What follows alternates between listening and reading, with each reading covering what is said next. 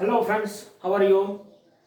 See, we already done the web optics. Web optics हमने complete कर लिया.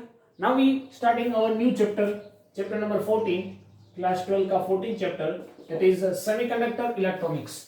वैसे इसका full name तो ऐसा है, semiconductor electronics is devices and it's logical gates and electronics devices. है पूरा नाम है material, semiconductor material, devices and the instrument. लेकिन मेन जो है वो ब्रांचेस सेमीकंडक्टर इलेक्ट्रॉनिक्स है. देखिए जो हमारी फिजिक्स है, the physics is divide basically in two parts, classical science and the modern science. The modern science is basically done. Modern science जो है वो न्यूटन के बाद वाला है. न्यूटन जिसमें आता है वो हमारा क्लासिकल साइंस है, मतलब पुराना साइंस है. जैसे जो क्लासिकल साइंस है उसके अंदर हमने जो हमारे 11th का पार्ट है वो क्लासिकल साइंस में, फिर जो थोड़ा बहुत इलेक्ट्रॉन का पार्ट है वो भी क्लासिकल साइंस में आता है. मॉडर्न साइंस जो है बेसिकली एटम के ऊपर डिपेंडेंट है. एटम्स, हमारा रे ऑप्टिक्स, फिर न्यूक्लियस, ओके, और द सेमीकंडक्टर्स मींस जो इलेक्ट्रॉनिक्स ब्रांच है वो पूरी मॉडर्न साइंस की देन है. इसकी जरूरत क्यों पड़ी? क्योंकि जो मॉडर्न साइंस है वो बेसिकली 19th सेंचुरी के वाला आया, मतलब 20th सेंचुरी के जो हमारा स्टार्टिंग पॉइंट था तब इलेक्ट्रॉनिक्स आया है पिक्चर में. अब देखिए यहां पर हमारे आसपास में जो भी डिवाइसेस है, जो भी टेक्नोलॉजीज है, या जो इंजीनियरिंग प्रोडक्ट्स है, आप इंजीनियरिंग प्रोडक्ट्स लिख दीजिए. इंजीनियरिंग प्रोडक्ट्स है जो इंजिन्स बनते हैं, या फिर जो टेक्नोलॉजिकल रिलेटेड प्रोडक्ट है, टेक्निकल प्रोडक्ट लाइक मोबाइल है हमारा, ओके, पीसी हो गया, कंप्यूटर वगैरह हो गया, ओके, आर्टिफिशियल इंटेलिजेंस हो गया, एआई, देन यू कैन बोल सकते हैं जो रोबोटिक्स है, ये रोबोट बनते हैं. इन सारे जो नई नई टेक्नोलॉजीज है, हमारा सेंसर्स है, अभी जो चल रहा है वो दैट इज एलईडीज. सभी जगह पे अब एलईडी रिप्लेस हो रही है. सभी जगह पे हम फिलामेंट की जगह पे एलईडी को यूज कर रही है, क्योंकि एलईडी जो है वो उसकी रियलिबिलिटी जो है वो ज्यादा है, long life, perfection is high, power saving, कई सारी इसकी एडवांटेजेस है. सो अब हम फिलामेंट को यूज नहीं करते, हम एलईडी को यूज करते हैं, ना कि सीएफएल को यूज करते हैं. एलईडी बल्ब आ गए, एलईडी ट्यूबलाइट आ गई, एलईडी स्क्रीन आ गई. पहले एलसीडी स्क्रीन आती थी, उससे पहले फिलामेंट स्क्रीन थी, इलेक्ट्रॉन गन वाली, फिर LCD I, liquid crystal display.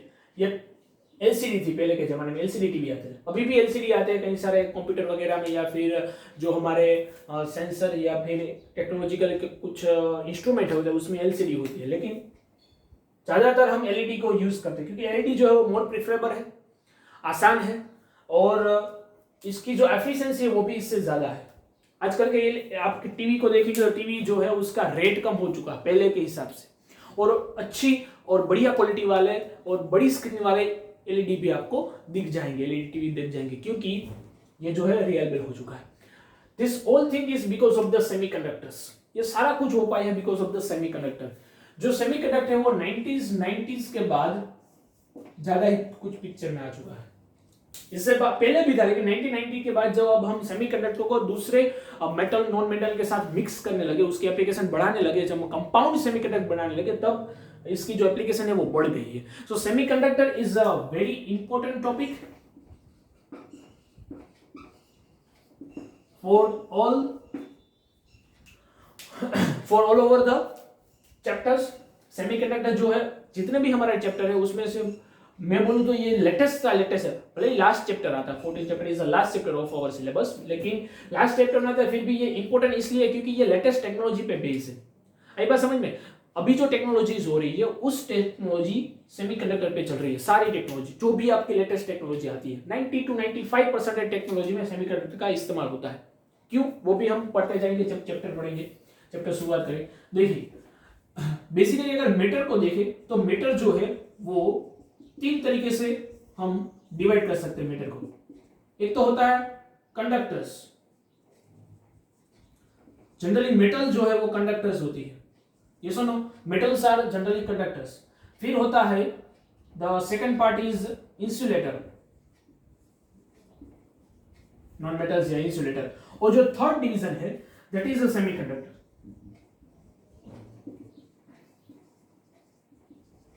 This is the semiconductor. तो तीन तरह के मेटल्स को हम डिवाइड कर सकते हैं अकॉर्डिंग इट्स कंडक्टिविटी या रेजिस्टिविटी, मतलब जो इसकी इलेक्ट्रिकल प्रॉपर्टी है उसके हिसाब से हम तीन कैटेगरी में डिवाइड कर सकते हैं, conductor, insulators and semiconductor. Okay, so जो कंडक्टर है उसमें क्या रहता है, कंडक्टर किसको बोलते हैं, मेटल्स जनरली कंडक्टर्स होती है। क्यों? क्योंकि देखिए मेटल जो है, अगर हम, दिस इज द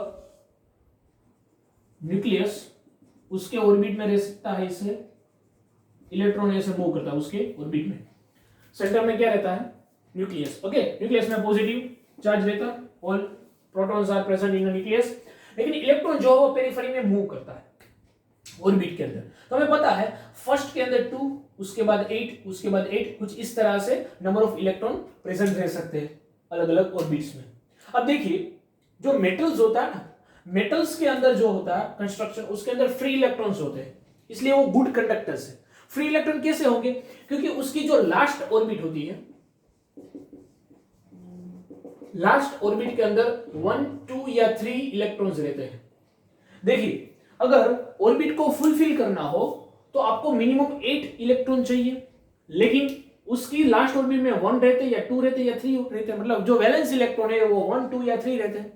सो अगर उसको 8 तक जाना है तो उसको अगर 1 होगा तो 7 इलेक्ट्रॉन को एब्जॉर्ब करना पड़ेगा, अट्रैक्ट करना पड़ेगा। अगर 2 है वैलेंसी तो 6 इलेक्ट्रॉन को अट्रैक्ट करना पड़ेगा, अगर 3 है तो 5 इलेक्ट्रॉन को एक्सेप्ट करना पड़ेगा, लेकिन वो ज्यादा आसान नहीं है। देखिए ऐसा क्यों करना पड़ता है, क्योंकि all the metals, non metals, gases, कोई भी हो वो स्टेबिलिटी में रहना चाहता है, they wants to stay in stability. तो स्टेबिलिटी कब आती है, जब पूरी जो ऑर्बिट है वो भरी हुई है, मतलब if all orbit are filled with the electrons then you can say that is a stable electron या स्टेबल न्यूक्लियस। तो न्यूक्लियस स्टेबल तभी रहता है जब जो सारे जो ऑर्बिट है उसमें इलेक्ट्रॉन प्रॉपर तरीके से फिल किए हुए। डन है?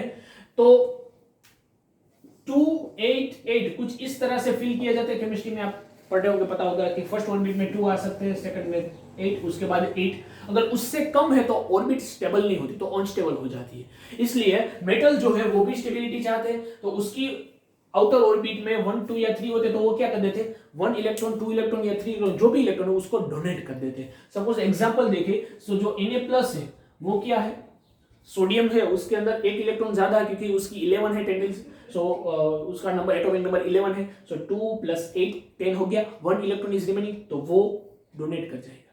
ठीक है, अब देखिए एल्यूमिनियम, तो एल्यूमिनियम के अंदर भी +3 होता है क्योंकि वो 3 इलेक्ट्रॉन डोनेट कर सकते होता है, नंबर 13 है।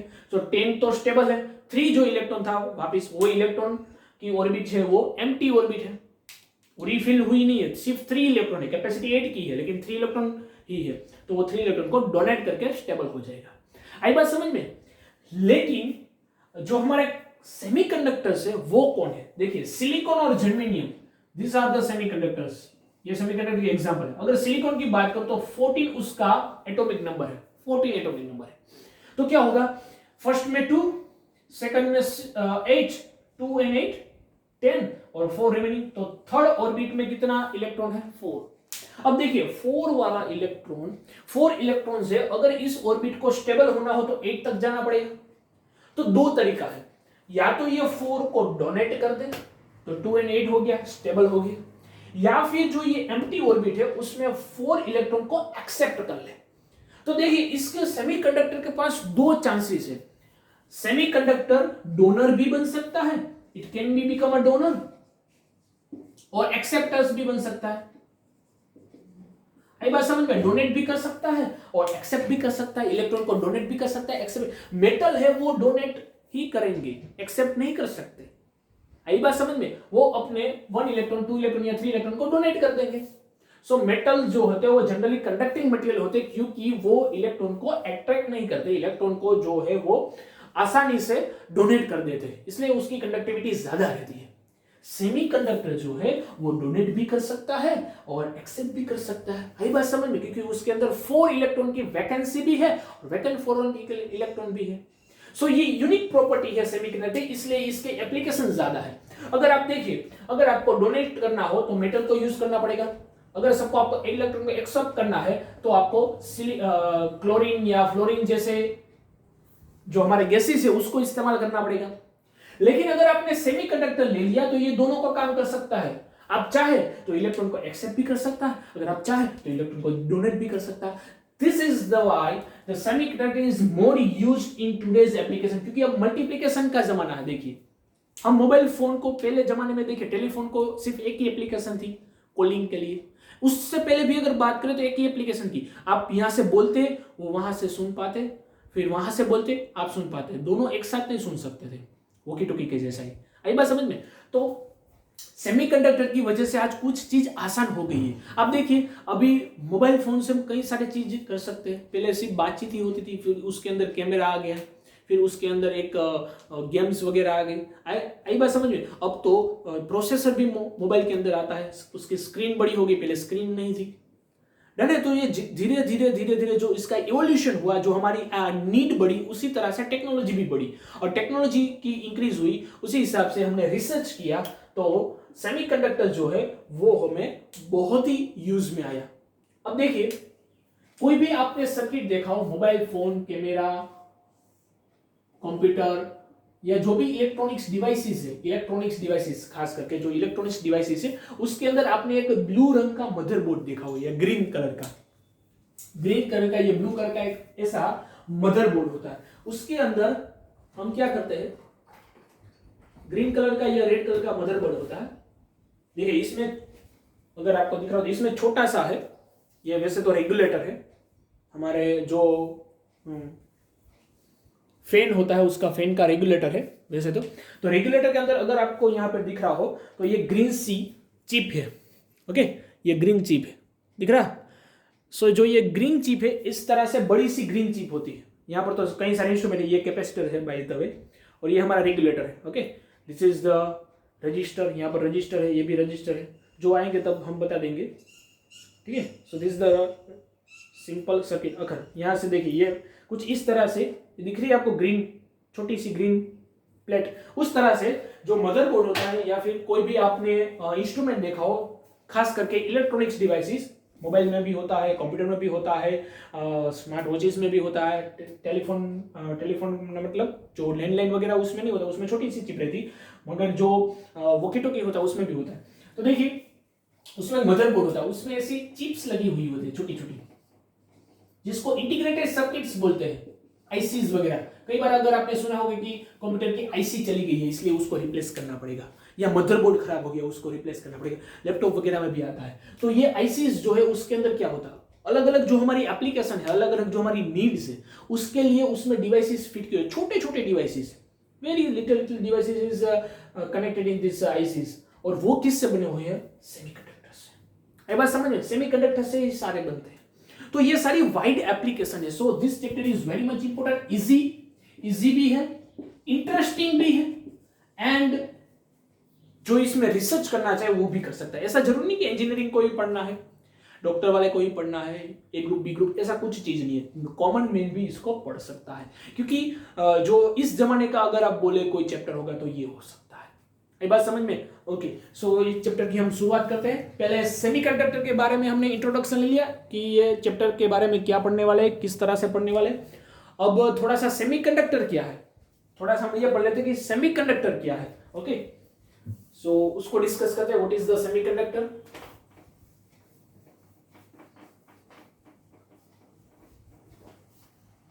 वैसे अगर देखे जाए तो semiconductor metals, non metals, insulators, ये सारे टाइप हम रेजिस्टिविटी और कंडक्टिविटी के बेस पे ही देखते हैं। ठीक है, ओके, चलो तो फिर आगे बढ़ते हैं। देखिए अगर हम सेमीकंडक्टर की बात करें तो जो सेमीकंडक्टर है उसके अंदर, उससे पहले मेटल के बारे में अगर डिस्कस कर, तीनों मेटल्स के बारे में डिस्कस करना होगा। जो मेटल्स है उसकी क्लासिफिकेशन कैसे है, classification of material based on the resistivity and the conductivity. Rho means resistivity, ये रो जो है वो आपने शायद 10th में पढ़ा होगा, ये इक्वेशन अगर आपको आता होगा, R is equal to rho L bar A, ये सुनो, ये इक्वेशन 10th में आ चुका है। So R is a resistance, rho is a resistivity, and इसका जो इनवर्स है उसको बोलते हैं conductivity, that is denoted by sigma, that is conductivity, this is conductivity. आई बात समझ में? सो रेजिस्टिविटी और कंडक्टिविटी के बेस पे हम क्लासिफिकेशन करते हैं मटेरियल्स की।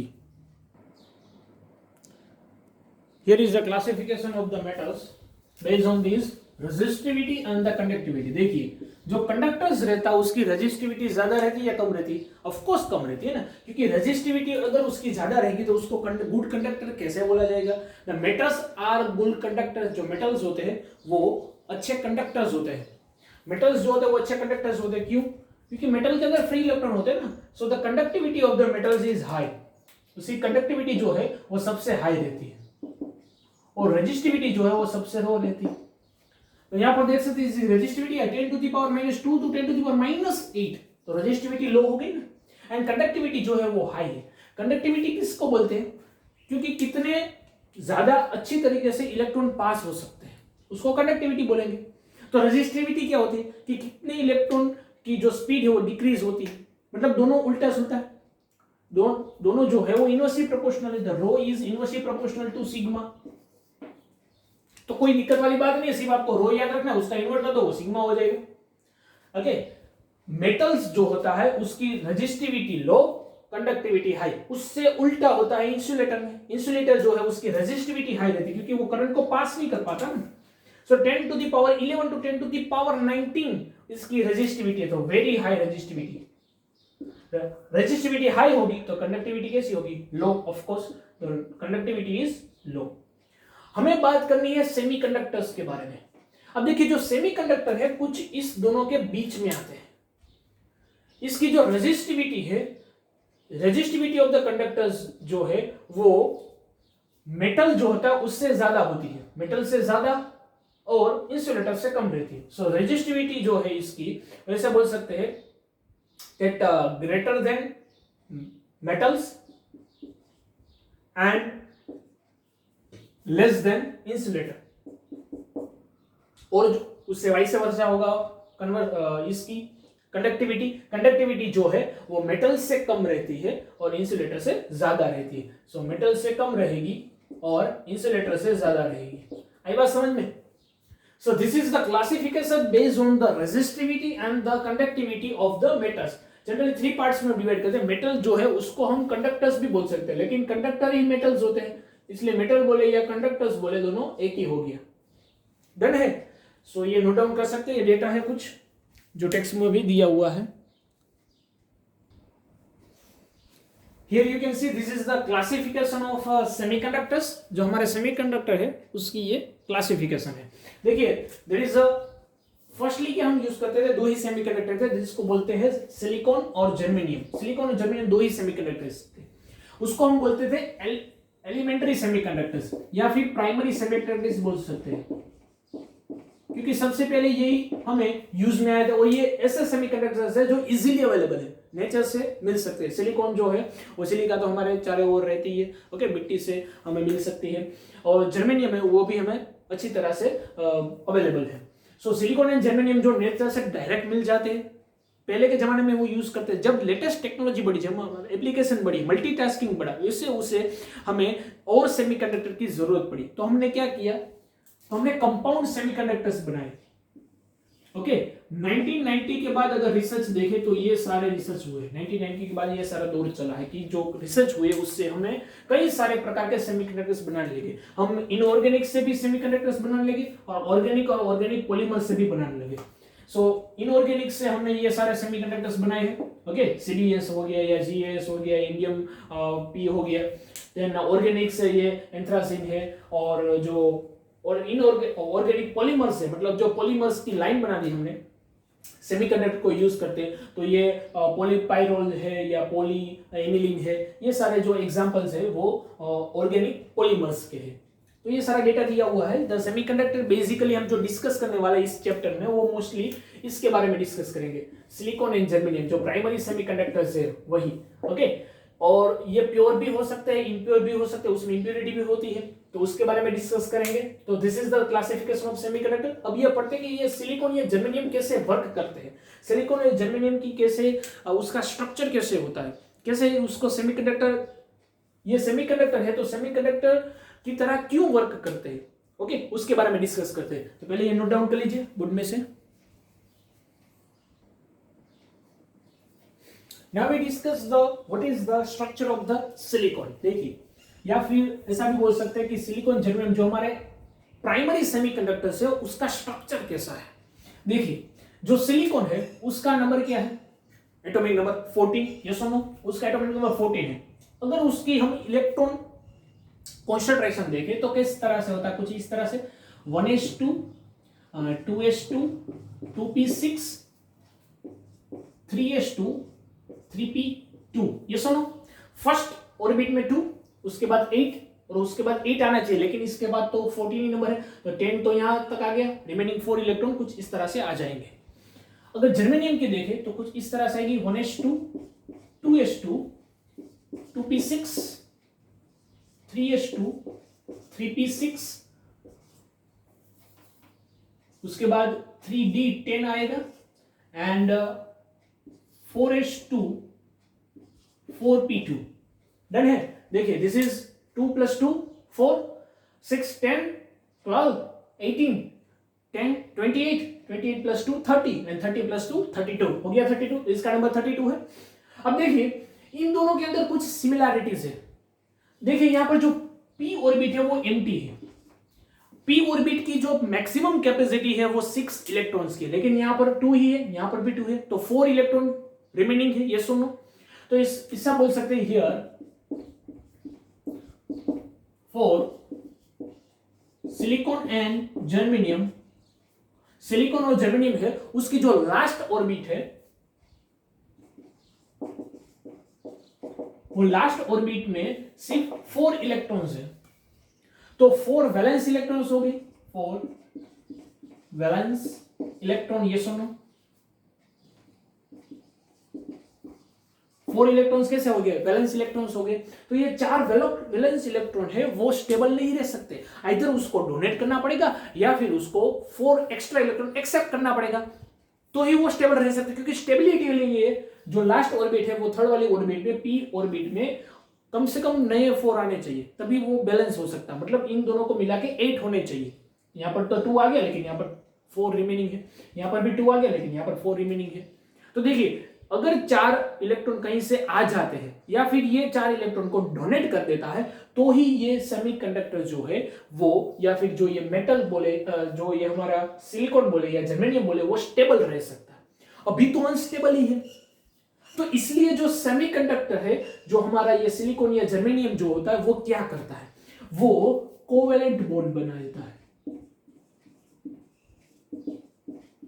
कोवेलेंट बॉन्ड बना देता है। कोवेलेंट बॉन्ड कैसे, देखिए, कोवेलेंट बॉन्ड बनाने के लिए क्या करना पड़ता है, for the covalent bond, covalent bond कैसे बनता है, अगर ये सिलिकॉन है उसको 4 इलेक्ट्रॉन्स की जरूरत है, उसके पास में दूसरा सिलिकॉन एटम होगा, उसको भी 4 इलेक्ट्रॉन्स की जरूरत है, तो ये दोनों क्या कर लेते हैं, ये दोनों पार्टनरशिप कर लेते हैं, 4 इलेक्ट्रॉन की पार्टनरशिप कर लेते हैं।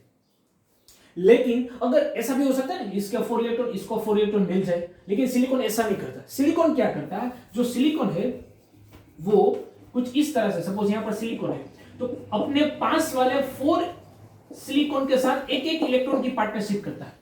कोई एक ही सिलिकॉन के साथ 4 इलेक्ट्रॉन की पार्टनरशिप नहीं करता। देखिए, यहां पर अगर ये सिलिकॉन है तो उसका जो एक इलेक्ट्रॉन है वो एक ही इलेक्ट्रॉन दूसरे वाले के साथ पार्टनरशिप करेगा। यहां पर एक इलेक्ट्रॉन दूसरे वाले के साथ पार्टनरशिप, यहां पर तीसरे वाले के साथ, यहां पर चौथे वाले के साथ। तो इसके 4 इलेक्ट्रॉन्स अलग अलग सिलिकॉन एटम के साथ पार्टनरशिप करते हैं। तो कुछ इस तरह से इसका क्रिस्टलाइज स्ट्रक्चर बना देते हैं। आई बात समझ में? This is the crystallize structure of silicon at, you can say this, और ये नॉर्मल टेम्परेचर पे, एब्सोल्यूट टेम्परेचर पे, on absolute temperature semiconductor temperature is 0 kelvin. Semiconductor का जो टेम्परेचर होता है वो 0 केल्विन होता है। इसलिए the all bonds are completely bound, ये स्टेबल बोल सकते हैं। कोई भी जो बॉन्ड है वो टूटा हुआ नहीं होते, all bonds are perfect at a 0 kelvin temperature. Done है चीज, आई बात समझ में। अब क्या बोलता है देखिए, ऐसा बोल सकते हैं कि दो सिलिकॉन जो है, दो सिलिकॉन उसको जोड़ के कौन रखता है, the electrons which are in bond. So covalent bond का जो इलेक्ट्रॉन होता है वो दोनों सेमीकंडक्टर को जोड़ के रखता है, ये सुनो। तो ऐसा बोल सकते हैं each semiconductor is bound with the covalent bond with the another semiconductor, और ये स्ट्रॉन्ग बॉन्ड होता है, एकदम स्ट्रॉन्ग बॉन्ड होता है। आई बात समझ में। सो कुछ इस तरह से इसका क्रिस्टलाइज स्ट्रक्चर होता है। डन है। अगर इसको 3D में देखें तो कुछ इस तरह से इसका शेप होता है। देखिए अगर 3D में हम देखें सो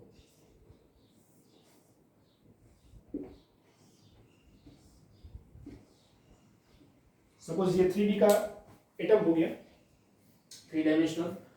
तो यहां पर एक एटम जो हमारे एक सिलिकॉन है वो और 4 के साथ बाउंड होता है, ये दोनों कोवेलेंट बॉन्ड बनाता है। तो कुछ किस तरह से, सपोज एक सिलिकॉन यहां पर है, एक सिलिकॉन यहां पर है, एक सिलिकॉन यहां पे है, एक सिलिकॉन यहां पे है और एक सिलिकॉन यहां पे है।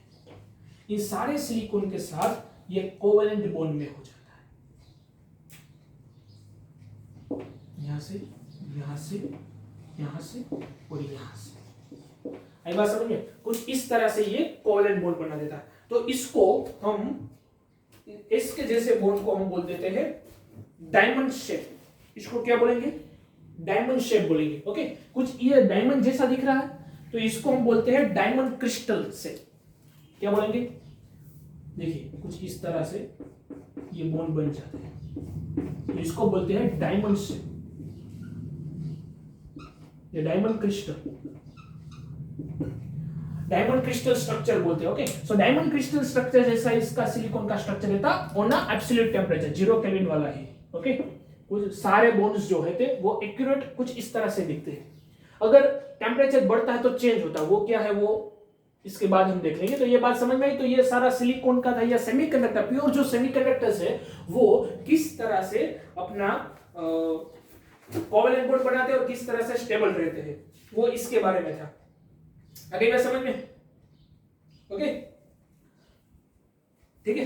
तो कुछ इस तरह से सिलिकॉन या जर्मेनियम, सिलिकॉन यहां पर सिलिकॉन की जगह पे जर्मेनियम भी लिख सकते हैं, या कोई भी जिसका टेट्रावेलेंट बॉन्ड हो। देखिए इसको बोलेंगे टेट्रावेलेंट वैलेंसी, क्योंकि सिलिकॉन और जर्मेनियम के अंदर क्या है, 4 वैलेंस इलेक्ट्रॉन है, इसलिए हम इसको बोलते हैं टेट्रावेलेंट एलिमेंट्स। क्या है ये, टेट्रावेलेंट एलिमेंट्स है। ओके, तो इसका थ्योरिटिकल पार्ट्स आप टेक्स्ट बुक में भी देख सकते हैं, या फिर जो कुमार केएफ है उसमें भी आप देख पाएंगे। ठीक है। ओके, नेक्स्ट एक होल की बात कर लेते हैं। इसके बाद का जो टॉपिक है वो होल स्ट्रक्चर है। होल क्या है बेसिकली, देखिए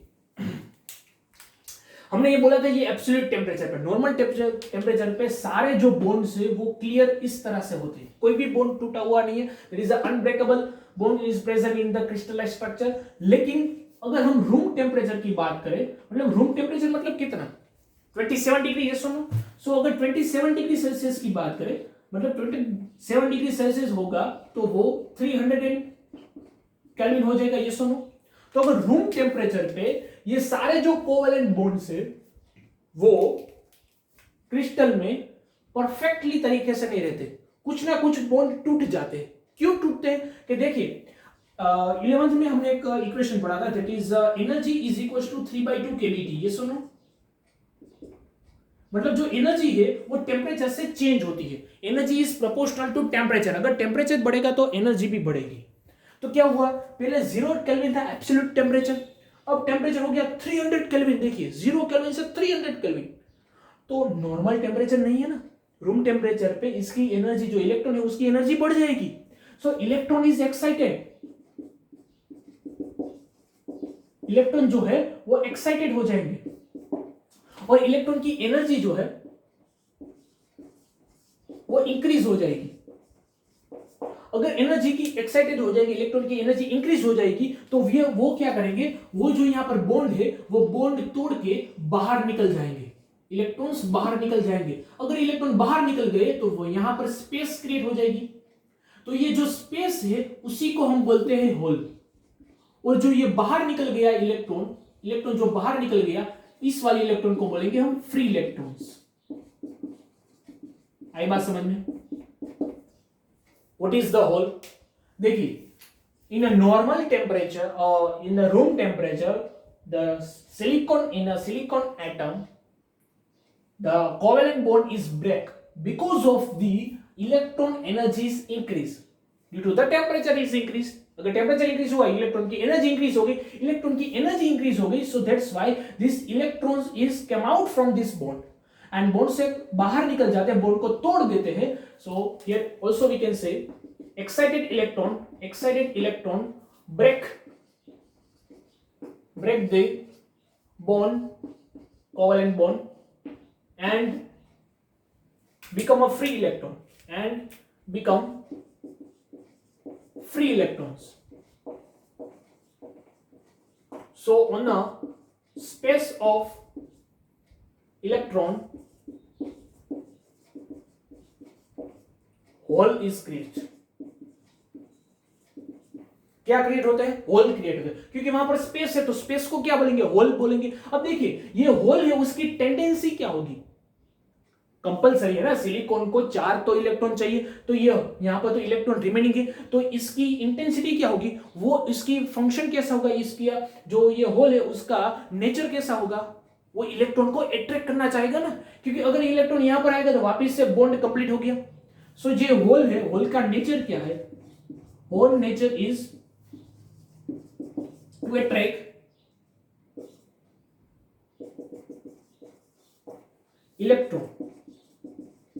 इलेक्ट्रॉन जो है उसको अट्रैक्ट करने का ये नेचर जरा था। सो ऐसे कोई पॉजिटिव चार्ज नहीं है उसमें, लेकिन वो पॉजिटिव चार्ज की तरह बिहेव करता है। We can say hole is behave like a positive charge. वो पॉजिटिव चार्ज की तरह बिहेव करता है। क्यों पॉजिटिव चार्ज की तरह बिहेव करता है? क्योंकि देखिए, वहां से इलेक्ट्रॉन निकल गया तो वहां से इलेक्ट्रॉन की खपत आ गई। सो for the attract, if we attract the electron, then the bond is completed, bond complete हो जाएगा। तो होल बेसिकली कोई ऐसा पार्टिकल नहीं है। Hole is not a particle, hole is not a particle, but it acting like positive charge, क्योंकि उसकी tendency होगी पॉजिटिव चार्ज की तरह की। वो एक्टिंग करता है कि पॉजिटिव चार्ज की तरह, इलेक्ट्रॉन को अट्रैक्ट करने के लिए। आई बात समझ में? अगर इलेक्ट्रॉन को वो अट्रैक्ट करेगा तो वो बॉन्ड फिल हो जाएगा, तो स्टेबल हो जाएगा। So every particle wants to stable condition. तो वो स्टेबल कंडीशन के लिए उसकी टेंडेंसी ऐसी होगी कि वो इलेक्ट्रॉन को अट्रैक्ट कर रहा है। आई बात समझ में? So this is all about hole. Hole है जो नॉर्मल टेम्परेचर पे, रूम टेम्परेचर पे, जो रूम टेम्परेचर है उस पे क्रिएट होते रहते हैं, रूम टेम्परेचर पे। सो रूम टेम्परेचर पे फ्री इलेक्ट्रॉन्स भी होते हैं और होल्स भी होते हैं, और जो ये फ्री इलेक्ट्रॉन और होल है वही हमें यूज होते हैं। That hole and free electron are help for current flow. जो फ्री इलेक्ट्रॉन और होल है वो करंट फ्लो होने में हेल्प करते हैं। देखिए, मेटल्स में क्या होता है? फ्री इलेक्ट्रॉन, तो करंट इजीली फ्लो हो जाता है। तो यहां पर भी फ्री इलेक्ट्रॉन है, तो इसलिए जो करंट है वो इजीली फ्लो हो सकता है। आई बात समझ में? तो ये सारा जो सिलिकॉन के बारे में या फिर हमारा सेमीकंडक्टर है उसके बारे में हमने पढ़ लिया। अब नेक्स्ट वीडियो लेक्चर में हम देखेंगे कि कैसे करंट पास होता है सेमीकंडक्टर से। ओके, सो इंट्रोडक्शन हमने पहले देखा था, उसके बाद एक टॉपिक लिया आज का, वो है सिलिकॉन का स्ट्रक्चर, उसका क्रिस्टलाइज स्ट्रक्चर, डायमंड स्ट्रक्चर, और होल का नेचर क्या है, या होल की जो कंस्ट्रक्शन है वो कैसे होता है, how the hole construct, and hole जो है वो क्या है, वो हमने आज पढ़ा है। तो आप टेक्स्ट बुक में से देख सकते हैं या फिर जो कुमार की ऐप है उसमें भी आप देख सकते हैं। ठीक है, नेक्स्ट लेक्चर में मिलेंगे।